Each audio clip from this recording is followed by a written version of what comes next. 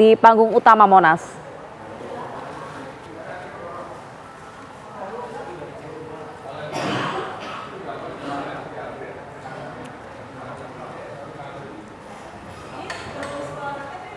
Baik, kita akan nanti kembali mencoba menghubungi Leo Chandra ya, nampaknya ada sedikit kendala komunikasi di sana. Nah, saya akan kembali deh ke Bang Hensa. Bang Hensa, ini untuk tahun ini spesial ada 6 tuntutan dari para buruh yang ingin disampaikan langsung dan bisa ya disampaikan langsung insya Allah nanti pada Presiden Prabowo Subianto. Nah, dari poin-poinnya tuh Bang Hensa kita boleh bahas deh. Menurut Bang Hensa sendiri 6 poin yang diajukan itu mulai dari penghapusan sistem outsourcing, pengesahan RUU PPRT, kemudian revisi Undang-Undang tentang Ketenagakerjaan, realisasi upah yang layak bagi para pekerja buruh begitu, hingga pengesahan RUU perampasan aset dan juga pembentukan Satgas PHK. Itu bagaimana substansi dari 6 tuntutan itu, tapi sebelumnya saya ingin mencoba kembali menyapa rekan Leo Chandra. Leo Chandra di sekitaran panggung utama di kawasan Monas Jakarta, bagaimana kondisinya saat ini, Leo? Ya, selamat pagi. Jika kita berbicara tentang bagaimana kondisi terkini langsung dari panggung utama dalam peringatan Hari Buruh Internasional yang diberlangsungkan pada hari ini tanggal 1 Mei 2025 atau yang lebih dikenal dengan May Day 2025.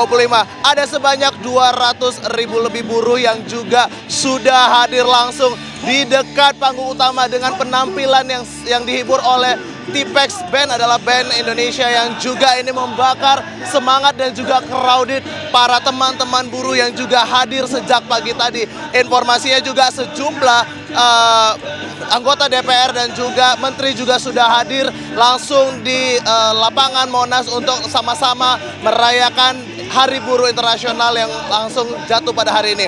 Ada sejumlah nama seperti Ketua DPR RI Puan Maharani juga sudah hadir, kemudian Kapolri Listio Sigit, kemudian ada Presiden KSPSI Said Iqbal, kemudian Menteri Tenaga Kerja ada Yasierli, kemudian Wakil Menteri Tenaga Kerja Immanuel Ebenezer, Menko Perekonomian Erlangga Hartarto, kemudian Ketua Komisi 3 Habibur Rahman, anggota Komisi 9 DPR RI Rieke Diah Pitaloka, Wamen Komindigi Angkara dan juga Mensesnek Prasetyo Hadi juga sudah hadir di lapangan Monumen Nasional ataupun Monas ini untuk sama-sama merayakan Hari Buruh Internasional. Di mana terlihat di belakang saya ini antusias dari teman-teman buruh yang bukan hanya datang dari Jakarta, melainkan datang dari sejumlah tempat seperti Bogor, Depok, Tangerang, Bekasi, Purwakarta, dan bahkan sejumlah kota lainnya yang ada di Indonesia juga hadir di lapangan Monumen Nasional untuk sama-sama merayakan Hari Buruh Nasional. Nantinya juga informasinya Presiden Prabowo Subianto juga akan hadir bersama-sama di tengah buruh yang juga hari ini sama-sama merayakan Hari Buruh Internasional, dan nantinya juga akan mendengarkan sama-sama ada 6 tuntutan utama yang memang akan disampaikan oleh teman-teman buruh. Yang pertama, hapus outsourcing, kemudian bentuk Satgas PHK, kemudian wujudkan upah layak, kemudian lindungi buruh dengan mengesahkan RUU Ketenagakerjaan yang baru. Selanjutnya ada lindungi pekerjaan rumah tangga, sahkan RUU PPRT. Dan yang terakhir akan berantas korupsi, sahkan RUU perampasan aset. Di mana juga nanti Presiden Prabowo Subianto ini juga akan memberikan pidatonya di depan seluruh buruh yang juga hadir sama-sama merayakan Hari Buruh Internasional ini. Dan juga informasi ini juga ada sebanyak 13.000 personil mulai dari TNI dan juga Satpol PP serta polisi yang juga sejak pagi tadi sudah berkoordinasi dan juga mengamankan terkait dengan arus lalu lintas. Kemudian juga Anda dihimbau untuk menghindari sejumlah titik di mana memang perayaan May Day ini juga akan dipenuhi di sejumlah titik, bukan hanya di Monas saja, tetapi ada di Sudirman, Tamrin, Tomang, Harmoni, Rawamangun, Senen, Tugu Tani hingga ke gedung DPR MPR RI. Dan kita akan sama-sama menunggu Presiden Republik Indonesia Prabowo Subianto yang juga akan hadir informasinya di lapangan Monumen Nasional untuk sama-sama bisa menyapa dan juga mendengarkan secara langsung aspirasi dari teman-teman buruh pada pagi ini. Begitu laporan kami langsung dari Monumen Nasional, kembali ke studio. Baik, itu dia yang disampaikan oleh Leo Chandra, Bang Ya. Hensa dan juga pemirsa. Tadi juga Leo sudah merangkum kembali ya, ada 6 poin tuntutan setidaknya yang akan disampaikan oleh para buruh hari ini kepada Presiden Prabowo Subianto. Nah, dari 6 poin tersebut Bang Hensa, menurut Bang Hensa apakah sudah bisa betul-betul merangkum masalah-masalah dari para buruh yang ada di Indonesia hari ini nih, Bang? Iya, kalau itu disampaikan oleh para buruh harusnya sih sudah bisa merangkum ya. Hanya memang kan kalau ada tuntutan berarti adanya keprihatinan gitu. Nah kalau keprihatinan ya oke lah, ini adalah perayaan Hari Buruh Sedunia. Tapi penyampaian keprihatinan dari tuntutan itu apakah disampaikannya dalam gegap gempita panggung kemewahan ini atau tidak, ya itu nanti terserah dari teman-teman buruh yang akan menyampaikan. Tapi kalau kita bahas satu-satu, kita bahas dari nomor 6 ya misalnya, pembentukan satuan khusus atau satuan tugas PHK. Ya. Ini disampaikan oleh Presiden atau Ketua Partai Buruh Said Iqbal pada saat saresihan ekonomi seharian penuh yang dihadiri oleh Pak Prabowo. Dan Pak Prabowo mengatakan itu adalah salah satu usulan terbaik hari ini. Bahkan Prabowo waktu itu mengatakan bahwa tidak percuma kita hadir ya satu harian di sini ya. Mirip suaranya loh. Ada ide-ide yang memang akhirnya bagus sekali. Ya. Jadi itu Satgas PHK menurut saya sih hampir pasti sudah akan bisa jalan karena Pak Prabowo sendiri sudah approve. Nah kemudian pengesahan RUU perampasan aset untuk pemberantasan korupsi ini tarik ulur ya antara pemerintah dengan DPR, dan itu dari dulu tuh udah terjadi. Apakah kemudian ini juga menjadi concern para buruh? Ya bagus kalau kemudian menjadi concern para buruh, karena tanpa adanya RUU perampasan aset, para buruh mungkin beranggapan bahwa sulit sekali diri mereka sejahtera. Realisasi upah layak ini juga menurut saya selalu dituntut ya, upah yang layak. Sementara pasti ada gap antara pengusaha dan buruh tentang definisi upah yang layak gitu ya. Bagi para pengusaha, upah yang layak itu adalah upah yang sudah diberikan hari ini. Mungkin ya pada saat para buruh menginginkan upah yang layak, pasti kemudian para pengusaha juga memikirkan kondisi ekonomi, misalnya kemudian juga bagaimana harga bahan baku gitu. Sementara para buruh pasti ya seperti saya ya, mikirinnya tuh harga bahan pokok di rumah gitu, beras, telur dan lain-lain. Kemudian revisi Undang-Undang Nomor 13 Tahun 2003 tentang Ketenagakerjaan ini menurut saya yang paling penting dari 6 tuntutan para buruh. Nah ini para buruh harus bisa membuat kekuatan tersendiri untuk bisa mengawal Undang-Undang Nomor 13 Tahun 2003 ini gitu ya. Kemudian tentunya yang melindungi para pekerja ya, Indonesia Undang ya. para kerja Indonesia, melindungi para buruh, melindungi kita juga. Betul. Gitu. Terus kemudian yang kedua, tuntutan yang kedua itu pengesahan RUU Perlindungan Pekerja Rumah Tangga. Ini memang saya ingat betul waktu tahun 2004-2005 ini mulai dicetuskan itu. Beberapa LSM, organisasi NGO itu melakukan kegiatan advokasi untuk meloloskan ini. Termasuk waktu itu ada salah satu stakeholder yang kuat adalah Komnas Perempuan. Karena banyak sekali PRT di Indonesia memang perempuan. Bahkan hal pertama yang berhasil dari poin nomor 2 ini adalah bagaimana mengubah kata-kata pembantu rumah tangga menjadi pekerja rumah tangga. Karena pada saat itu jadi pembantu rumah tangga, dia bisa saja tidak dilindungi oleh undang-undang yang ada, karena yang dilindungi adalah tentang pekerja rumah tangga. Nah yang pertama menurut saya yang paling sulit ya, penghapusan sistem outsourcing. Ini sudah dilakukan protes ini sejak zamannya Ibu Mega waktu itu. Sampai hari ini belum ada kemajuan yang berarti, karena memang pemerintah harus melindungi pengusaha dan investor juga. Jadi kan ada tripartit ya, antara pengusaha, pemerintah dan pekerja.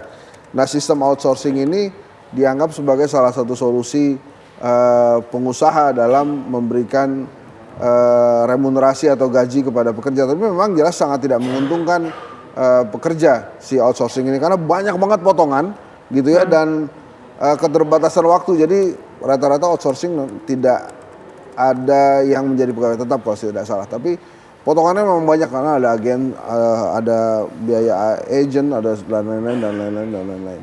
Yang saya juga terkejut sebetulnya dalam tuntutan ini, 6 tuntutan ini, tidak ada tuntutan buruh migran ya. Jadi artinya yang spesifik untuk tentang pekerja Indonesia yang bekerja di luar negeri gitu ya. Mungkin ini mereka masih fokus pada kesejahteraan para buruh yang di dalam negeri.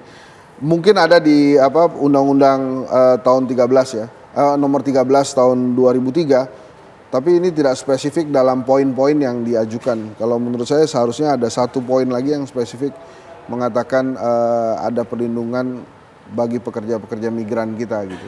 Ya. Gitu kira-kira ini. Bang Hensa, ketika peringatan ini sudah meriah, tadi disampaikan oleh reporter Leo Chandra bahwa menteri-menteri dari Kabinet Merah Putih hadir, pejabat-pejabat hadir begitu ya, bahkan nanti rencananya Presiden Prabowo Subianto hadir langsung. Nah, kira-kira apakah Gayung akan bersambut begitu? Apakah tuntutan-tuntutan ini akan betul-betul dikabulkan begitu ya oleh pemerintah? Dan kalau jika tidak, apa sebenarnya makna ini pada tahun ini Presiden Prabowo Subianto hadir di peringatan buruh di tengah-tengah bersama dengan para buruh? Makanya kita harus apresiasi Pak Prabowo ya. Ini kali pertama seingat saya ada presiden kemudian hadir di acara buruh. Kalau tadi ditanya banyak banget pejabat yang datang. Satu saya lihat ya pejabat-pejabat itu harus datang, presidennya datang kan. Jadi mereka mau mau show off juga, bos datang nih bos gitu kan. Terus kemudian para wakil rakyat juga saya rasa harus datang karena buruh ini kan kekuatan yang besar. Mereka tidak ingin meninggalkan atau ketinggalan dari kekuatan para buruh ini gitu ya. Coba saya minta tolong Indi, tanyakan ke teman-teman yang di lapangan kira-kira berapa biaya yang dihabiskan untuk perayaan ini gitu ya. Kemudian kalau disampaikan mungkin para buruh itu juga akan berpikir tuh, oh oke. Kenapa gede banget, kenapa nggak buat saya aja. Bisa jadi kayak gitu, tapi anyway ini adalah peringatan dan bukan perayaan loh ya. TV One bilang kan peringatan Hari Buruh dan saya setuju ini adalah peringatan Hari Buruh bukan sebuah perayaan. Jadi mudah-mudahan tidak di-spill kira-kira berapa besar biayanya dan kemudian dalam posisi negara yang sedang efisiensi apakah ini termasuk hal yang efisien juga gitu ya. Tapi nampaknya Pak Prabowo di tahun pertama dia sebagai presiden ingin sekali menyapa para buruh di acara peringatan Hari Buruh 2022. Ini menjadi sejarah tentunya hari ini sejarah banget. Tapi apa kemudian yang membuat presiden ini menginginkan untuk hadir? Saya sudah katakan tadi bahwa buruh adalah kekuatan, bahkan di beberapa negara adidaya kekuatan buruh ini tidak bisa dianggap remeh. Di Inggris beberapa kali partai buruh berhasil menggeser partai konvensional, partai-partai yang memang sudah lama berkuasa di Inggris. Jadi dan di Indonesia kekuatan buruh itu biasanya salah satu kekuatan yang paling dicari suaranya pada saat pemilu maupun pemilihan legislatif. Jadi artinya ini memang sangat strategis. Saya sekali lagi sangat mengapresiasi apa yang dilakukan oleh Pak Prabowo Subianto untuk mengapresiasi para buruh juga gitu ya. Bentuk apresiasi presiden hadir gitu ya. Betul, tapi harusnya tidak berhenti di situ. Presiden harusnya juga bisa mengabulkan beberapa keinginan buruh tadi atau semua keinginan buruh ya. Kalau yang saya catat yang sudah dikabulkan oleh Presiden Prabowo, bahkan Presiden Prabowo menyukai ide pembentukan Satgas PHK itu. Ya, tapi kalau kita lihat dari Pak Prabowo datang tuh. Ya, kita lihat dari histori sebelumnya Presiden Prabowo ini nampaknya sudah lama ya dekat dengan para buruh begitu. Nah, tahan dulu Bang Hensa, kita lihat deh situasi terkini ini nampaknya betul ya Presiden Prabowo Subianto sudah tiba pemirsa di kawasan Monas, Jakarta untuk mengikuti peringatan Hari Buruh tahun 2025 yang tentunya langsung disambut nih oleh para buruh, langsung mendekat nih semua ingin bertemu langsung menyaksikan kehadiran dari Presiden Prabowo Subianto. Waduh, itu dia ya. Jadi hadir tepat pukul 10 waktu Indonesia Barat. Nah, gimana Bang Hensa sambil kita tunggu gambar terkini dari lokasi, gimana nih kalau Bang Hensa sendiri melihat kedekatan Prabowo dengan para buruh? Itu hal yang sangat baik sekali ya. Beliau turun kendaraan kemudian langsung menyapa para buruh. Tentunya memang pas pampres langsung berkerumun masih di sekitar situ. Dan ya itu tadi pertanyaan bagus tuh. Para buruh, Pak Prabowo tuh selalu dekat dengan buruh seingat saya. Bahkan pembentukan Partai Gerindra tuh ada unsur buruhnya tuh di sana. Jadi memang tidak bisa dikatakan jauh dari buruh. Makanya kemudian kalau ada lagi-lagi saya mengatakan Pak Prabowo memandang buruh memang punya posisi strategis sendiri lah. Karena apapun itu ini menjadi kelas yang memang sangat banyak di Indonesia, bahkan kelas menengah juga rata-rata masuk di dalam deretan para buruh ini. Nah nanti kita lagi-lagi nih saya ingin sekali menyaksikan bagaimana nanti Pak Prabowo mengabulkan tuntutan-tuntutan buruh ini.